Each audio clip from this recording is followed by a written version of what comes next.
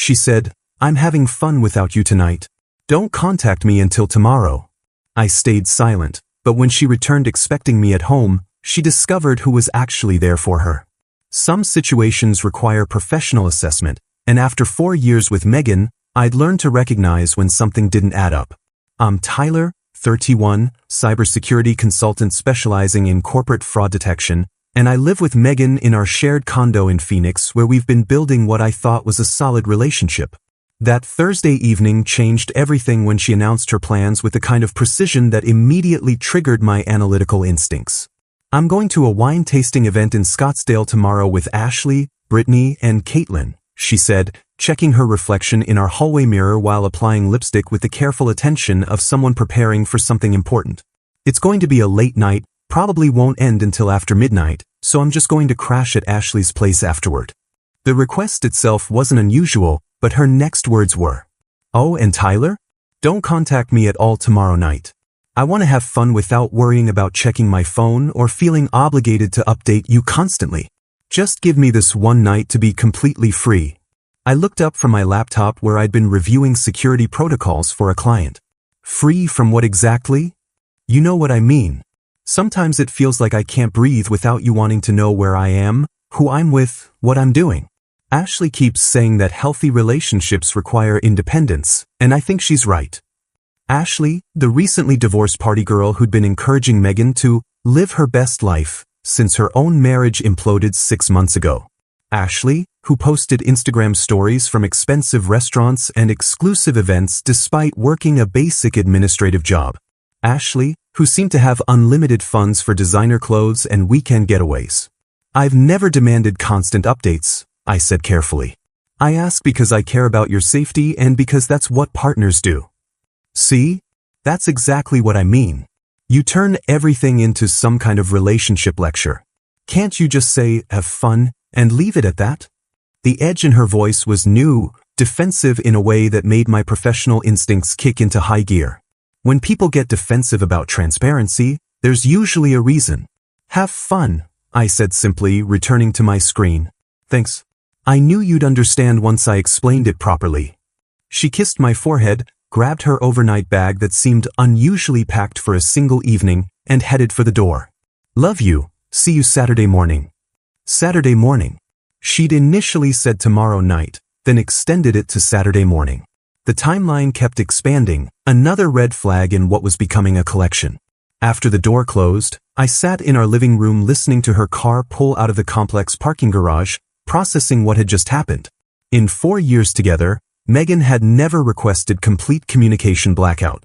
Even during her bachelorette weekend in Vegas, she'd sent photos and called before bed. Even during her solo trip to visit her sister in Denver, we talked daily. But now she needed to be completely free for 48 hours, and her 3 enabler friends were involved. Ashley, whose divorce settlement had supposedly left her financially comfortable but whose spending patterns suggested other income sources. Brittany, the wannabe influencer with 12,000 followers who somehow afforded luxury lifestyle content on her retail job salary. Caitlin, the quiet banker who'd recently started wearing expensive jewelry and driving a car well above her pay grade. Megan's friend group had always made me uncomfortable, not because they disliked me, but because they constantly pushed narratives about male control and female independence that seemed designed to create relationship conflict. "Tyler's sweet, but don't you feel suffocated sometimes?" Ashley had asked Megan at dinner last month, right in front of me. "Most guys his age want to lock you down and make you dependent on them." The comment had bothered me because it was completely inaccurate. I'd encouraged Megan's career advancement, supported her decision to go back to school for her master's degree, and never once tried to limit her social activities or independence. But Ashley's words seemed to plant seeds of doubt that grew stronger each time they got together. Now Megan was requesting complete communication silence, and my cybersecurity background was screaming that people only demand absolute privacy when they're doing something they know their partner wouldn't approve of. I'd spent my career identifying patterns of deception in corporate environments, recognizing when legitimate activities got disguised as something else, and this situation had all the hallmarks of coordinated misdirection. The wine tasting excuse, the extended timeline, the defensive reaction to basic questions, the influence of friends whose own lifestyles didn't match their stated income sources. Time to do what I do best: investigate. I started with the basics, the same methodical approach I used for corporate fraud cases. First, I verified the wine tasting event Megan mentioned at the Scottsdale venue she'd named. 20 minutes of research revealed no such event scheduled for that weekend, no wine tasting advertisements, no social media promotion, nothing. The venue's event calendar showed a private corporate party Friday night, but it was listed as invitation only with no public access. Strike one.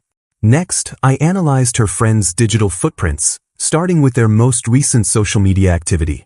Ashley had posted an Instagram story 6 hours earlier showing her getting a manicure with the caption, "Getting ready for tomorrow night."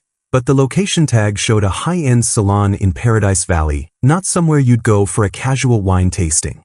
Brittany had shared a photo of an expensive dress with tags still on it, captioned, "Investment piece for special occasions," and the price tag visible in the background showed $800, far beyond her retail salary budget.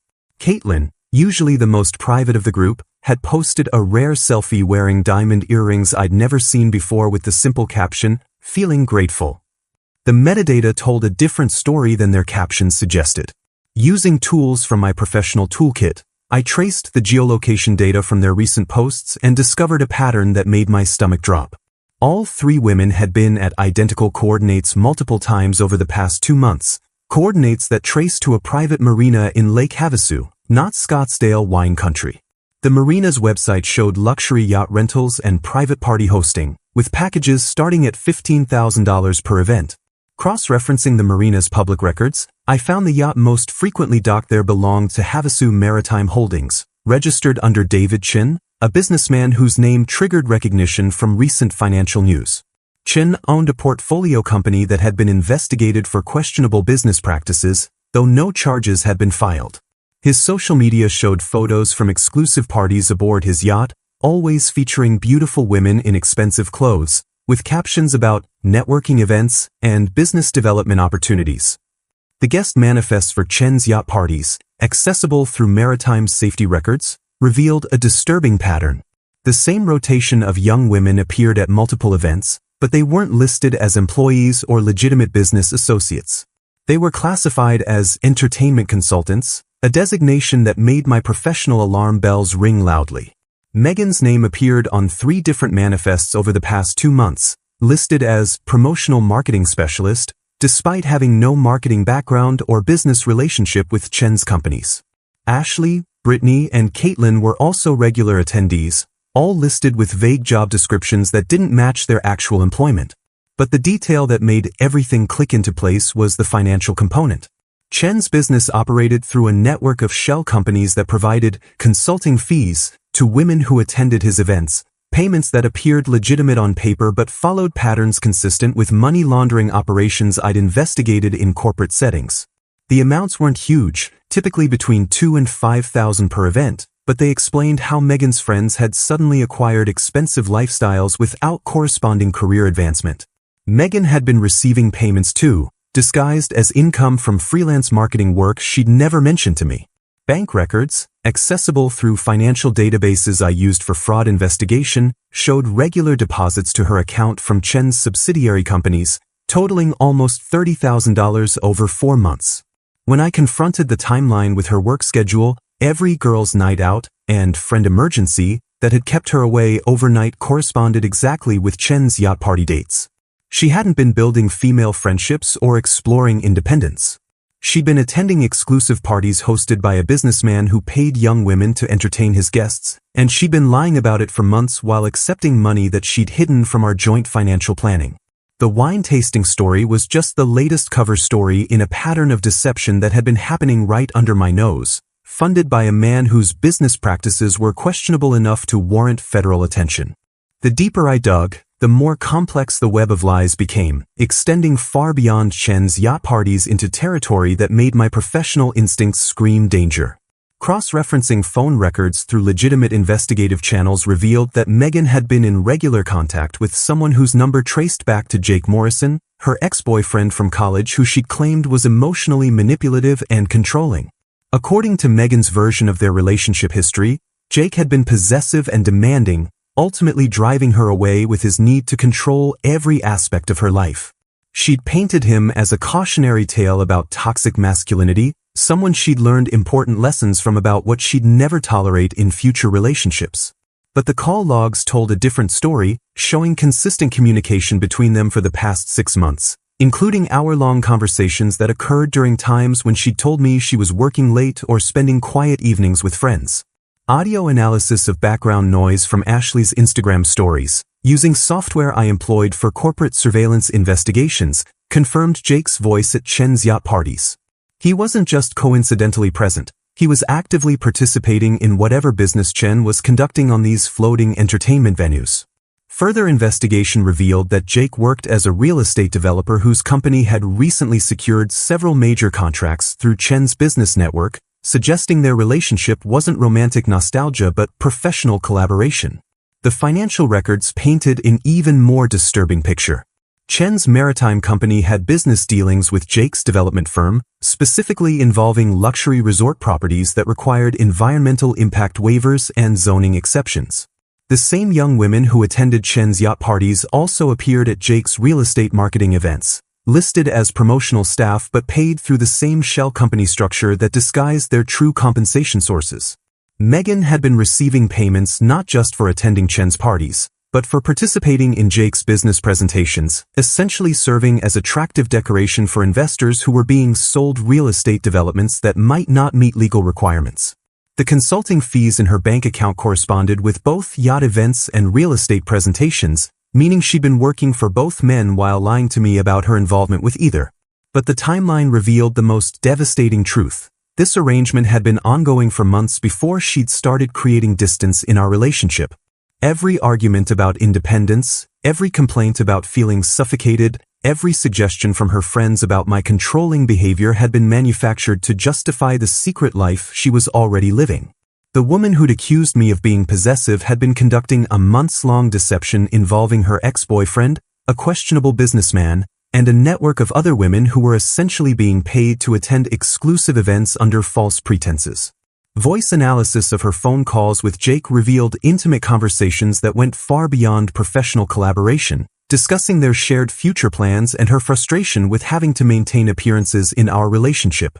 "Tyler's getting suspicious about my schedule," she'd said during one recorded call. "Maybe it's time to create some space so I can transition more naturally." "Give it another month," Jake had responded. "Once the Henderson project gets approved, we'll have enough to make the move permanent. Just keep him calm until then."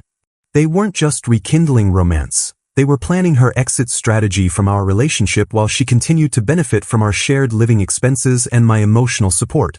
I'd been subsidizing her lifestyle while she built a secret business relationship with her ex-boyfriend, accepting money from potentially illegal activities, and preparing to leave me once their financial situation became stable enough.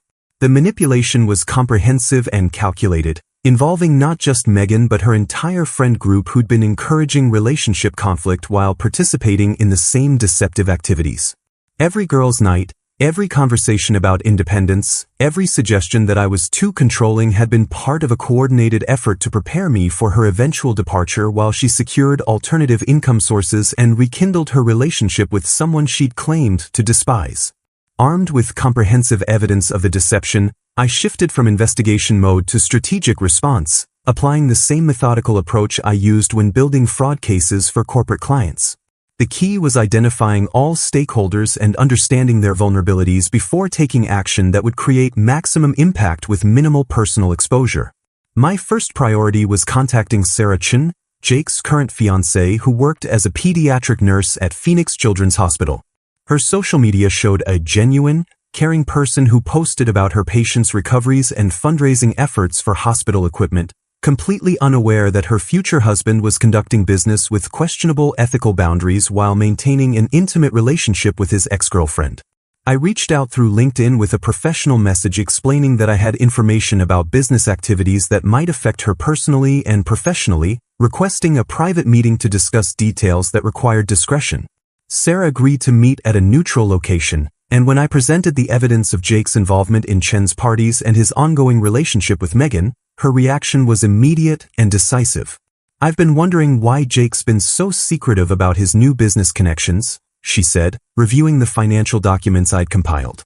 He claims these real estate deals are legitimate, but he won't let me attend any of his networking events, says they're boring business meetings that would waste my time. I showed her the photos from Chen's yacht parties, the payment records, and the recorded conversations between Jake and Megan. Sarah's nursing background made her naturally analytical, and she quickly understood the implications of what I'd discovered. This isn't just cheating, she said quietly. If these business deals involve environmental waivers and zoning exceptions that were obtained through questionable entertainment, Jake could face serious legal consequences.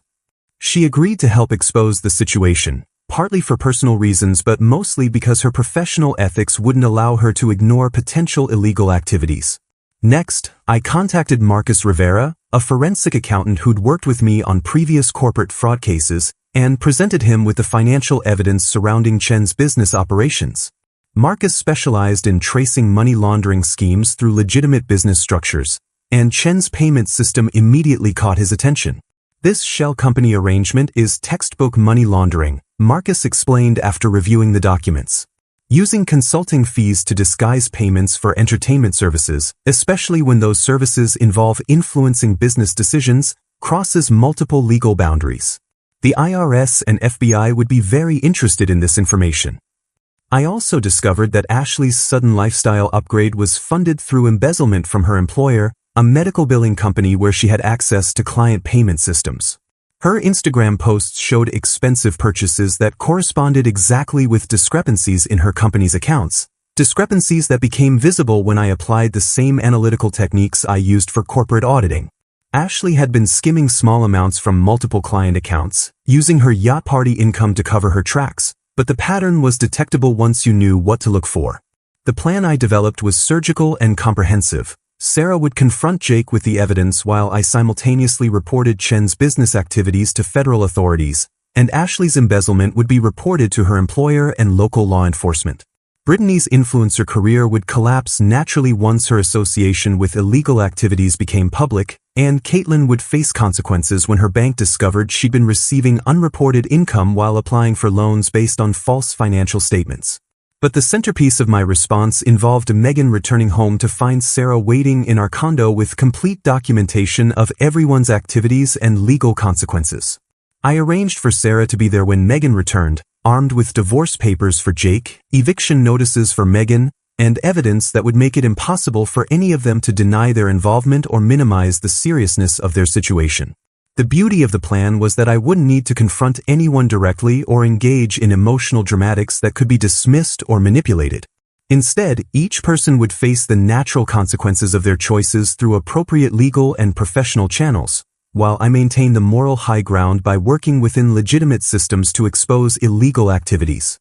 By Friday afternoon, everything was in motion. Federal authorities had been notified about Chen's business practices, Sarah had filed for dissolution of her engagement to Jake, Marcus had reported the financial irregularities to appropriate agencies, and I had documented evidence ready to present to anyone who tried to claim ignorance about the scope of the deception that had been happening under my nose for months. Saturday morning arrived with the precision of a carefully orchestrated corporate takedown, and I positioned myself in a hotel room across the complex with a clear view of our condo's security cameras, watching everything unfold through the surveillance system I'd installed months earlier for legitimate home security purposes. Sarah had arrived at 8 a.m. with a briefcase full of documentation, settling into our kitchen like she was conducting a business meeting, which in many ways she was. The printed evidence covered our dining table, financial transaction records, yacht party manifests, recorded conversation transcripts, photographs from social media posts, and legal documents that would change everyone's life permanently. When Megan's car pulled into the garage at 10:15 a.m., I watched through the security feed as she entered our condo expecting to find me waiting with questions she'd prepared answers for, instead discovering a composed stranger sitting at our kitchen table surrounded by evidence of her secret life. "Tyler's not here," Sarah said calmly as Megan froze in the doorway, "but I'm Sarah Chen, Jake's former fiancée, and we need to discuss your boyfriend's investigation into your business activities with my ex-fiancé and David Chen." The color drained from Megan's face as she recognized Sarah from Jake's social media posts, understanding immediately that her two separate lives had collided in the worst possible way. "I don't know what you're talking about," Megan said, setting down her overnight bag with hands that were visibly shaking. Who gave you permission to be in Tyler's apartment? Tyler gave me permission because he's been investigating your yacht party attendance and your relationship with Jake for the past week. Sit down and look at this evidence before you say anything else you'll regret. Sarah gestured to the chair across from her with the professional calm of someone who'd spent years delivering difficult news to families in hospital settings. I watched Megan's face change as Sarah methodically presented each piece of evidence. The financial payments disguised as consulting fees, the photographs of her at Chen's parties, the recorded conversations with Jake about their future plans, the timeline showing how every girl's night corresponded with yacht events where she'd been paid to entertain Chen's business associates. Tyler collected all of this? Megan whispered, sinking into the chair as the scope of his investigation became clear. Tyler's a cybersecurity specialist who investigates fraud for a living. Did you really think you could hide financial transactions and business relationships from someone whose job is detecting exactly that kind of deception? Sarah slid the divorce papers across the table, papers that dissolved her engagement to Jake effective immediately. Jake's been served with these papers this morning, along with notice that federal authorities are investigating Chen's business practices and anyone who received payments from his shell companies. Megan stared at the legal documents, her hands trembling as she realized the consequences extended far beyond personal betrayal. Federal authorities? Tyler contacted federal authorities. Money laundering, tax evasion, and using entertainment services to influence business decisions are federal crimes. Tyler documented everything properly and reported it through appropriate channels. Your consulting fees will need to be explained to IRS investigators, and your involvement in Jake's real estate presentations makes you potentially liable as an accessory to fraud. The words hit Megan like physical blows, each revelation expanding the scope of legal jeopardy she'd never considered when accepting Chen's payments. Sarah continued with clinical precision, explaining how Ashley's embezzlement had been reported to her employer and local police, how Brittany's association with illegal activities would destroy her influencer aspirations, and how Caitlin's unreported income violated her banking employment agreements and loan applications. Tyler's not here because he doesn't want to witness your reaction to discovering that actions have consequences, Sarah said, gathering the papers as Megan sat in stunned silence. He's arranged for you to be served with eviction papers tomorrow, giving you 30 days to find alternative living arrangements. All shared financial accounts have been frozen pending investigation of unreported income sources. The final blow came when Sarah revealed that Chen had been arrested Friday night on federal charges, his yacht seized as evidence, and his business operations shut down pending investigation. Jake's real estate company was under scrutiny for the environmental waivers obtained through questionable entertainment, and everyone who'd received payments through Chen's shell companies would be contacted by federal investigators within the week. I have to pack my things and leave Phoenix, Sarah concluded, standing to go. My nursing career requires clean background checks, and I can't be associated with Jake's business activities. But Tyler wanted you to know that he's not angry, just disappointed that you chose deception over honest conversation about whatever problems you thought you were solving by accepting money to attend parties with your ex-boyfriend. The security cameras captured Megan's complete breakdown as Sarah left, sitting alone in our kitchen surrounded by evidence of her secret life, finally understanding that Tyler's quiet acceptance of her communication blackout request hadn't been naive trust but strategic patience while he built an airtight case against everyone involved in deceiving him. The domino effect began within hours as my carefully documented evidence created consequences that rippled through everyone's life with the efficiency of a well-executed corporate fraud takedown. David Chen's arrest Friday night had been just the beginning. By Monday morning, federal agents were conducting raids on his business properties while forensic accountants traced every transaction through his shell company network, discovering tax evasion totaling over $2 million and money laundering operations that extended far beyond yacht parties. Jake's real estate empire collapsed Tuesday when his major investors discovered his connection to Chen's illegal activities and immediately withdrew funding from all current projects, leaving him personally liable for construction loans he couldn't cover and environmental violations that carried both criminal and civil penalties. His Henderson Resort project, the one he discussed with Megan in their recorded conversations, was shut down permanently when investigators found that the environmental waivers had been obtained through bribing officials with entertainment provided by Chen's yacht parties. Ashley's embezzlement discovery triggered an immediate audit of her employer's client accounts, revealing she'd stolen over $40,000 across 18 months by skimming small amounts from medical billing payments, and her arrest Wednesday morning was followed by local news coverage that destroyed any remaining credibility she'd built in Phoenix's social circles. Brittany's influencer career died instantly when her association with federal criminal investigations became public, her followers dropping from 12,000 to 800 within a week as brands canceled sponsorship deals, and her content shifted from lifestyle posts to desperate damage control attempts that only highlighted her involvement in illegal activities. Caitlyn faced the most professional consequences since her banking job required clean background checks and financial transparency, and her termination Thursday was followed by loan default notices when the bank discovered she'd falsified income statements while receiving unreported payments from Chen's companies. The most satisfying element was watching Jake's engagement to Sarah dissolve publicly as she posted a single Facebook update explaining that she discovered his involvement in illegal business activities and couldn't maintain professional nursing credentials while associated with someone under federal investigation. His social media went dark immediately, but mutual friends reported he'd been forced to move back in with his parents after losing his downtown apartment and luxury car to creditors who were trying to recover losses from his failed business ventures. Megan's situation became desperate quickly as she discovered that her association with the investigation made her unemployable in Phoenix's tight-knit professional community, and her attempts to find alternative housing were complicated by landlords who ran background checks that revealed her connection to federal criminal investigations. She tried calling me repeatedly, leaving voicemails that progressed from angry accusations about violating her privacy to tearful apologies about making mistakes, but I'd maintained complete silence while monitoring her situation through the same digital channels I'd used to expose her deception. The shared financial accounts I'd frozen contained over $8,000 in unreported income from Chen's companies, money that federal investigators ultimately seized as evidence of money laundering activities, leaving her with only her personal checking account that contained less than $400. By the end of the week, Ashley was in county jail awaiting trial for embezzlement. Brittany had moved back to her parents' house in Tucson after her apartment lease was terminated, Caitlyn was working retail while trying to avoid bankruptcy, and Jake was facing federal charges that could result in prison time if prosecutors could prove he'd knowingly participated in Chen's money laundering scheme. The investigation had expanded beyond the yacht parties to include other businesses in Chen's network, creating a federal case that would take months to resolve but had already destroyed the social and professional lives of everyone who'd thought they were just attending exclusive parties while accepting easy money for minimal work. Megan remained in our condo until the eviction deadline, packing her belongings while dealing with federal investigators who questioned her about the consulting fees she'd received and her knowledge of Chen's business operations. Interviews that made it clear she was considered a potential witness rather than a target but still faced tax liability for unreported income she'd spent instead of saving for legal consequences.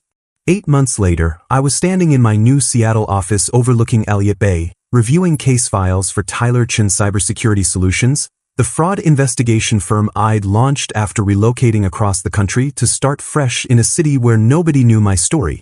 The irony of sharing a last name with David Chen wasn't lost on me, but my company specialized in exactly the type of corporate fraud detection that had exposed his money laundering operation, and my reputation in the cybersecurity community had grown substantially after the Phoenix case became a textbook example of how digital forensics could uncover complex financial crimes. Sarah had moved to Seattle 2 months after me, accepting a position in the pediatric intensive care unit at Seattle Children's Hospital where her nursing skills were desperately needed and her background was evaluated based on professional competence rather than personal associations with criminal investigations. Our relationship had developed slowly and carefully, built on complete transparency about our past experiences and shared understanding of how betrayal could permanently change your approach to trust. But we discovered that surviving deception made us better partners because we valued honesty in ways that people who'd never been betrayed couldn't fully appreciate. The handwritten letter from Megan arrived through my lawyer's office in Phoenix, forwarded to Seattle with a note explaining that she'd specifically requested it be delivered through official channels to respect my desire for no direct contact. Her handwriting was smaller than I remembered, cramped and careful like someone who'd spent considerable time choosing each word precisely. Tyler, it began, I know I have no right to contact you after everything that happened, but I wanted you to understand what really occurred during those months when I was lying to you about the yacht parties and my relationship with Jake. I'm not writing this to ask for forgiveness or to justify my choices, because I understand now that some betrayals create permanent boundaries that apologies can't cross. I'm writing because you deserved the truth then, and you deserve it now, even though it comes too late to matter. She explained that the yacht parties had started innocently when Ashley met Chen at a networking event and was invited to what seemed like legitimate business gatherings where successful people discussed investment opportunities and professional development. The first few events had been exactly that, but gradually the expectations became clearer. Attractive women were expected to be charming and attentive to Chen's business associates, creating a comfortable social atmosphere that made potential investors more receptive to business proposals. The money felt like easy income for doing something I was already good at, being social and making people feel comfortable, she wrote. Ashley convinced us that we were providing valuable networking services, that successful businessmen paid for professional atmospheres the same way they paid for catering or venue rentals. It didn't feel like anything inappropriate because we weren't being asked to do anything beyond conversation and company.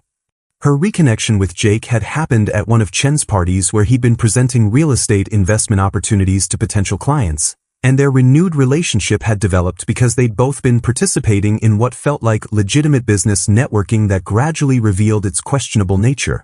By the time I understood that Chen was using our presence to influence business decisions in ways that crossed legal boundaries, I was already receiving payments that I'd spent on expenses I couldn't otherwise afford, and Jake was already depending on the business relationships he'd built through Chen's network. We felt trapped between admitting we'd been naive about the situation or continuing to participate until we could find legitimate alternatives. The letter's most painful section addressed her behavior in our relationship during those months, acknowledging that her complaints about feeling controlled and suffocated had been manufactured to justify the distance she needed to maintain her secret activities. I created relationship problems that didn't exist because I needed excuses for the time I was spending away from home and the money I couldn't explain. When you asked reasonable questions about my schedule or activities, I turned them into arguments about independence because I needed you to stop asking questions I couldn't answer honestly. Your friends were right when they said you were supportive and encouraging. You never tried to control me. I just needed you to believe you were controlling so I could justify lying to you. She concluded by explaining that she'd moved to Portland, was working as a waitress while attending community college to learn bookkeeping, and was slowly paying back the taxes she owed on her unreported income from Chen's companies. I don't expect you to respond to this letter, and I'm not asking for any kind of reconciliation or forgiveness. I just wanted you to know that losing you was the worst consequence of my poor choices, worse than the legal problems or financial difficulties, because you were the only real thing in my life during those months when everything else was built on lies and deception. I hope you found someone who deserves your trust and loyalty, because I understand now how rare and valuable those qualities really are. I read the letter twice, then filed it away in my desk drawer next to the Phoenix case documentation that had launched my new career and brought me to Seattle, where I built a life protected by the digital security systems I'd designed and the emotional boundaries I'd learned to maintain. That evening, I showed the letter to Sarah as we prepared dinner in our shared apartment overlooking the Space Needle, a routine that had become comfortable and honest in ways my relationship with Megan never had been. "Do you think her apology is genuine?" Sarah asked after reading the letter carefully. "Probably," I said, "but that doesn't change anything. Some betrayals teach you exactly what you need to know about someone's character, and mine taught me that I deserved better than I'd been accepting." 6 months later, Sarah and I got engaged during a quiet dinner at home, and our wedding announcement mentioned only that we were both Phoenix transplants who'd found each other after surviving difficult previous relationships that had taught us to value transparency and mutual respect above all other relationship qualities.